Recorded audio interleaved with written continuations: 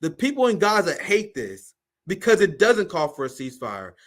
Using these mealy-mouthed words as saying that Israel should not kill Palestinians is not good enough. So let me play the video again for those who missed it, and I'm gonna go through some more.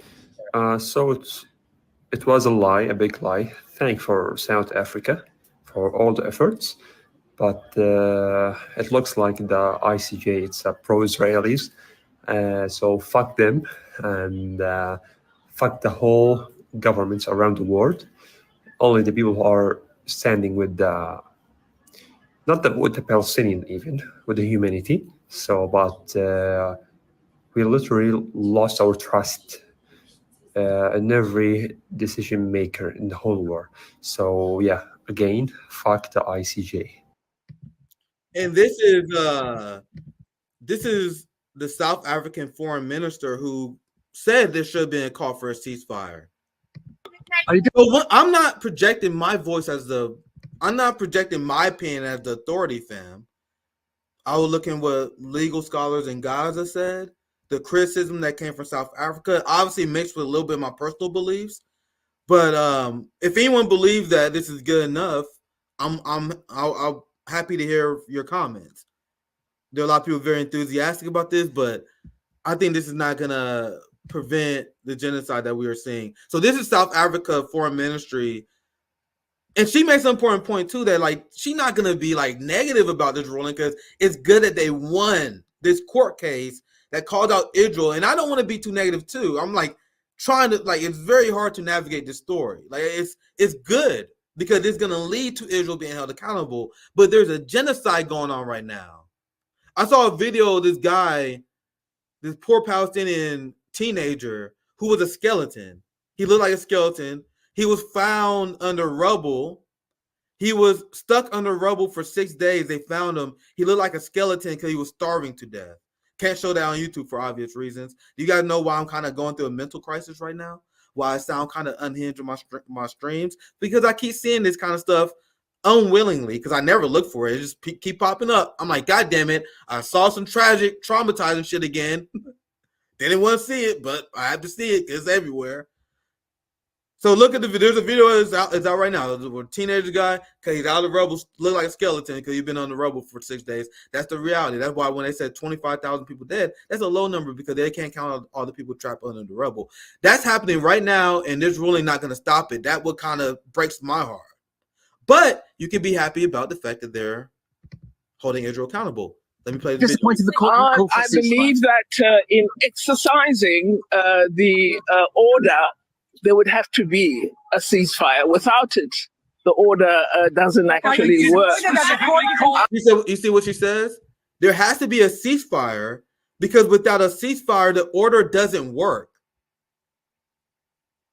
It helps the international court maintain their integrity, but it also helps protect the U.S. and UK by helping them stay out of the mix. There's no ceasefire. There's no need for the United States to veto, if that makes sense. But I'll let her continue to explain. I was exercising the order.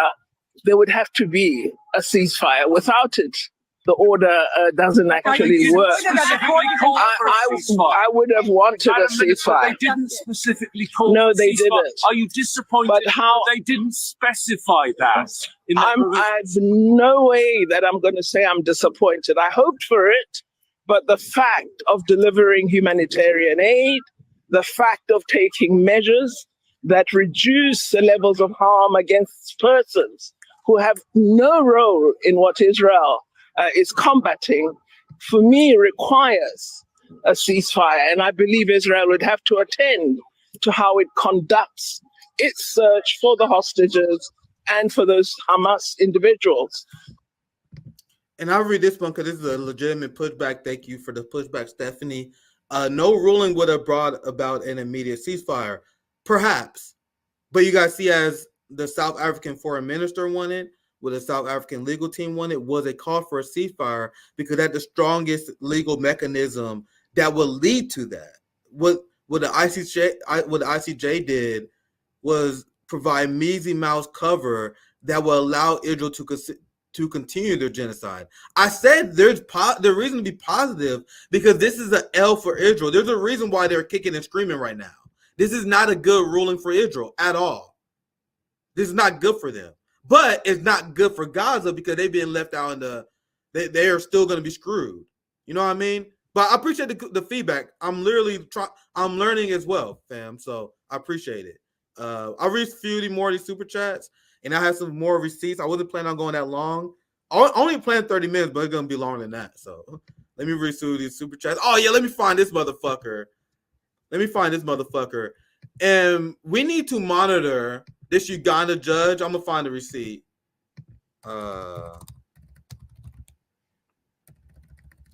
Uganda judge, because she's the one who voted. Bro, people are dragging her ass, bro. I'm gonna just share the tab. Bro, I saw so many African accounts this morning. There was this one big African account that says that Judge, I will not say her name, obviously, Judge Sabantine. She portrayed all of Africa. She embarrassed Africa, and she tried to delegitimize Africa's claim because Africans were united. Let me see if I can find this article. Damn, I wish I had more time to prepare. There's an article that explained the divide. Let me see if I can find it. The divide internationally. So essentially, if the white countries don't want genocide charges on Israel, the global South, black and brown countries do. That's the divide in a nutshell. Let me see if I can find the article that actually acknowledges that. I probably can't. Damn, there's so many stories. There's so much coverage on this. It's hard to find one individual story. But let's go through here many of these. Like this person right here, someone need to monitor her finances, monitor her bank accounts, monitor the bank accounts of her family members because she about to get some payoffs. This Uganda judge who resisted all of Israeli charges, and that is what I mentioned at the very beginning of this story. I told you guys there's going to be corruption on this. You have the International Court of Justice that's going to be on trial just as much as Israel. The justice is going to be on trial. South Africa case was so overwhelming and ironclad that anyone who would side with Israel with the bullshit they are saying, there's obviously corruption that's going on here.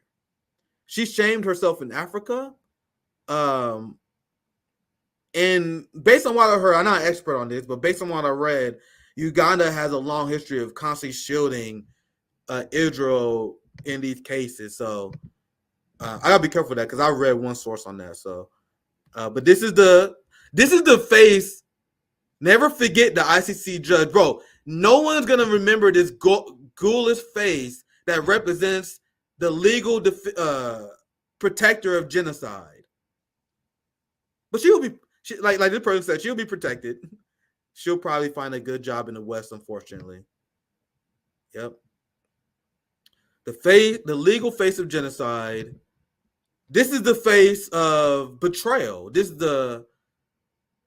I want someone to make an Uncle Ruckus style character and make him look just like this. Because no matter how you feel, if you're like, man, Nick, fuck you, man, I believe in Israel. It's undeniable that Africa was united against Israel.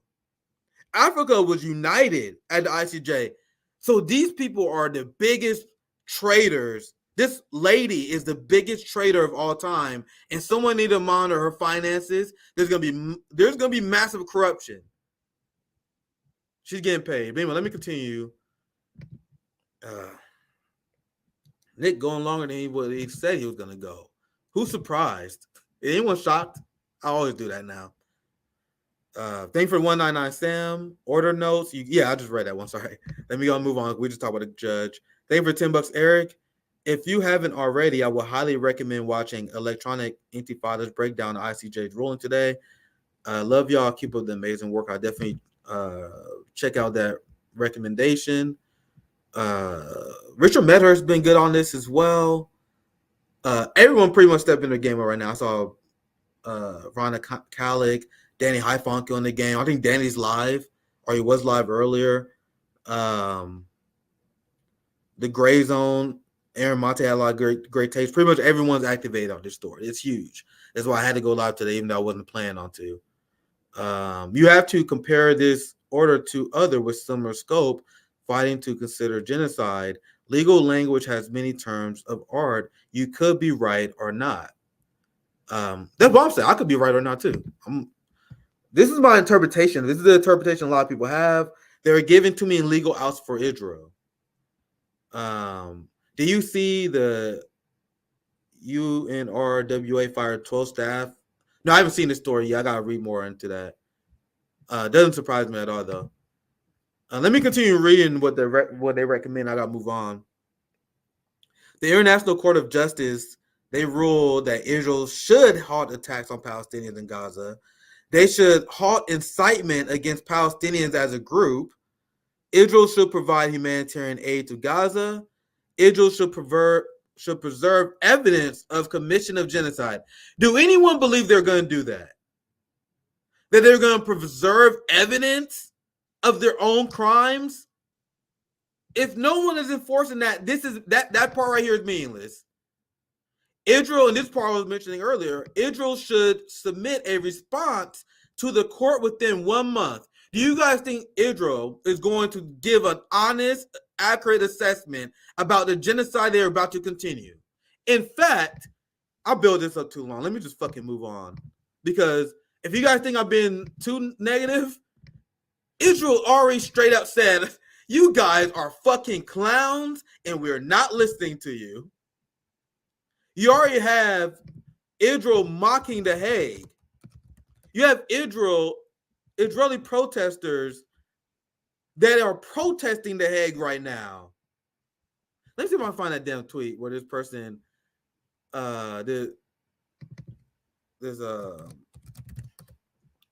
in response to this, you have one of the politicians that was like, The Hague, the smeg. Just laughing at the idea. Here it is. Look, protesting. This is a good tweet by Best. Happening right now in front of the International Court of Justice in The Hague. Israelis are protesting the ruling. They're literally protesting The Hague. Then you have Israeli officials like Ben-Gvir who call the ICJ anti-Semitic. And they are already saying that Israel should ignore the ICJ measures. Oh, Nick, that's just one person. Nope. Benjamin Netanyahu immediately came out with a video and essentially said, oh yeah, that ICJ shit y'all doing over there, that's real cute. That's some cute ass shit y'all doing over there. We're just going to continue our military campaign though. Israel's commitment to international law is unwavering. Is it? Equally unwavering is our sacred commitment to continue to defend our country and defend our people. Like every country, Israel has an inherent right to defend itself. The vile attempt to deny Israel this fundamental right is blatant discrimination against the Jewish state, and it was justly rejected. The charge of genocide leveled against Israel is not only false, it's outrageous, and decent people everywhere should reject it. On the eve of the International Holocaust Remembrance Day, he is saying reject it. He is not saying follow it. This is a government that has no intention on following what they say.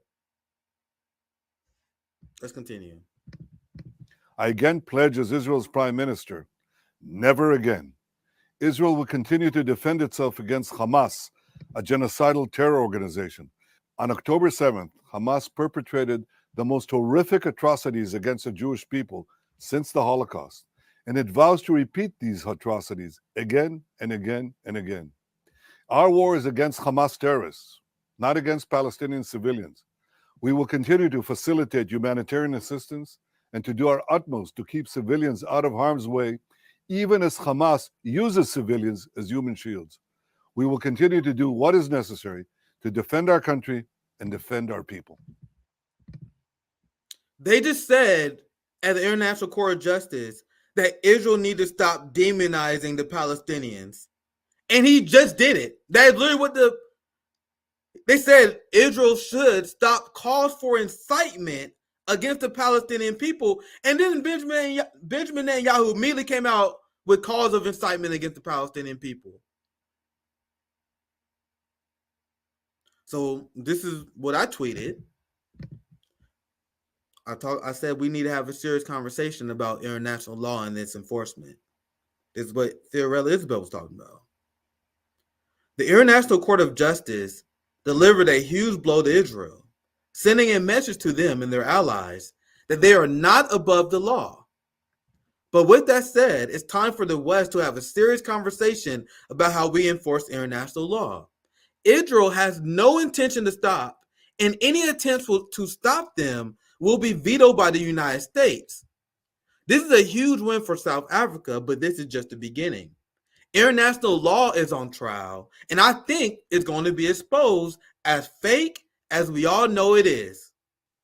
But this is the caveat, fam. I do believe that this is a very important first step to begin fixing this bullshit, contradictory, weaponized international law. Right?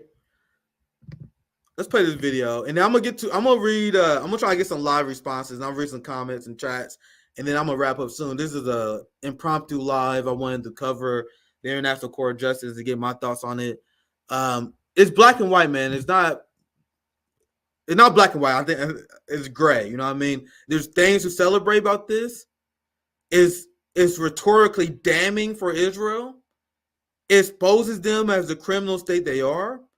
And it sends a message that international law will be applied evenly. These are the positives. And it provides the framework we need to hold Israel accountable. But it's not going to do anything to help the Gazan people.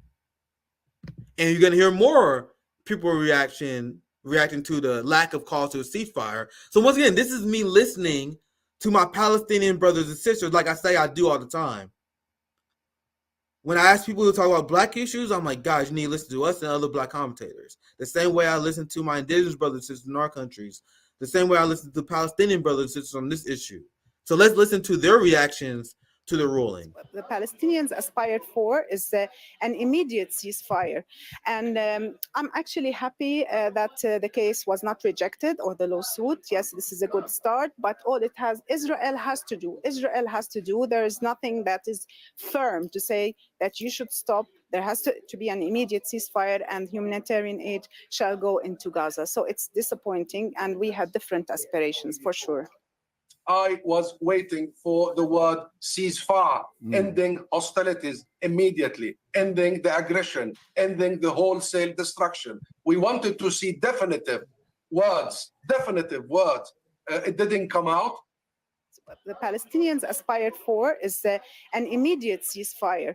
And I'm actually happy that the case was not rejected or the lawsuit. Yes, this is a good start, but all Israel has to do. There is nothing that is firm to say that you should stop. There has to be an... Yeah, they're very upset about not having the ceasefire. Let me show you guys. I was looking for this video. Israel's not happy. They are having a meltdown. You heard Benjamin Netanyahu. Israel's throwing a temper tantrum on Twitter. They're still calling South Africa Hamas. They went into this trial, into this court case, as a representative, as the legal arm of Hamas. They went into this trial. Does that sound like a country that has any intentions on following these court orders? From the Israeli point of view, has to be said that they reject vehemently these allegations against them, and many Israelis are deeply offended and wounded that this case has been brought against them, being charged with a genocide for a country that has been founded in the wake of the worst genocide in history. No, it was founded on a genocide. In the wake of a genocide, they committed a genocide on the Nakba to create a country, and now they're committing a genocide. So just to keep it simple, that's two at least. I can go more, but let's keep it simple. So if you don't want your people to be accused of committing genocide, I don't know, I have a very simple thought experiment. Don't commit a genocide.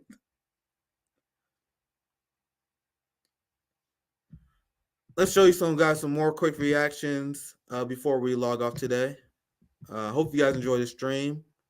I might do more of these like short drop-in streams to do maybe like a one topic live stream like these more often if you guys enjoy it.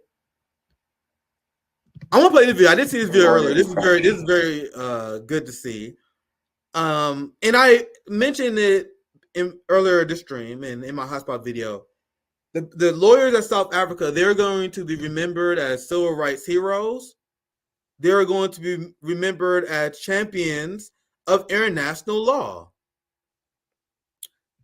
And they should be honored, and they should be proud of what they accomplished, because they planted the seed that will be used to hold Israel accountable. So here's the South African president. That this is celebration when he heard the ruling. I won't play this. Par ces motifs, la Cour indique les mesures conservatoires suivantes. 1. Par 15 voix contre 2, l'État d'Israël doit, conformément aux obligations lui incombant au titre de la Convention pour la prévention et la répression du crime de génocide, prendre toutes les mesures en son pouvoir pour prévenir la commission à l'encontre des Palestiniens de Gaza et tout What makes what South Africa did so incredible, and what makes Israel and the United States and France so despicable for smearing them as a legal arm of Hamas, is I want you guys to ask yourself this question. What does South Africa get for this? South Africa risked it all. They risked pissing off the West.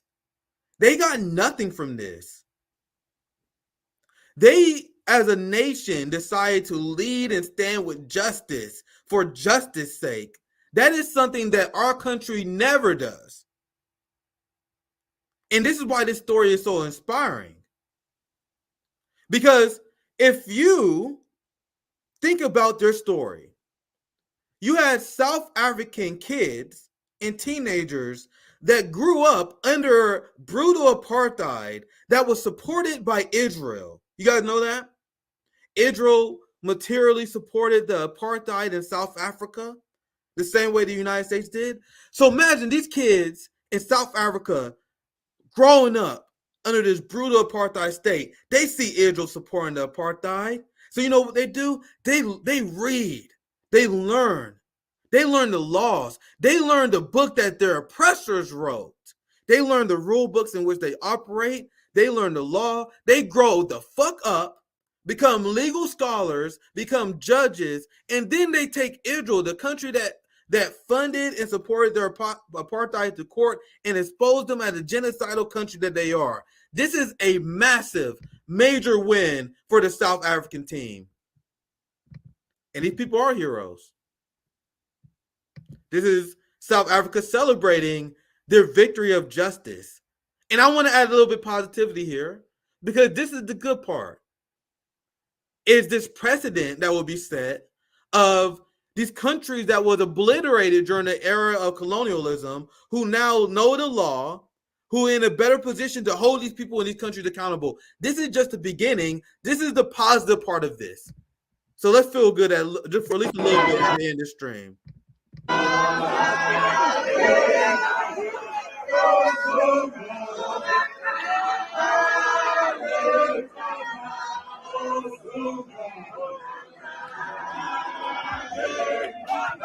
Conformément aux obligations lui incombant au titre de la Convention pour la prévention et la répression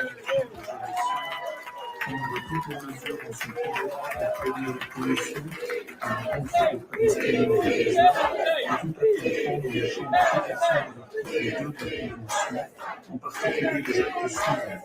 A. Meurtre de membres du groupe. B.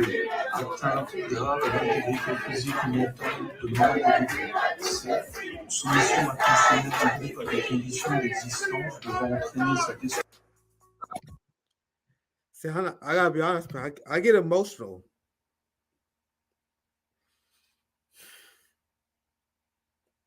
I'll be honest, man. Like, I'm proud, man, of my African people stand up to this evil, man. I'll be honest. I play the speech, man. Like, that shit hits hard, man.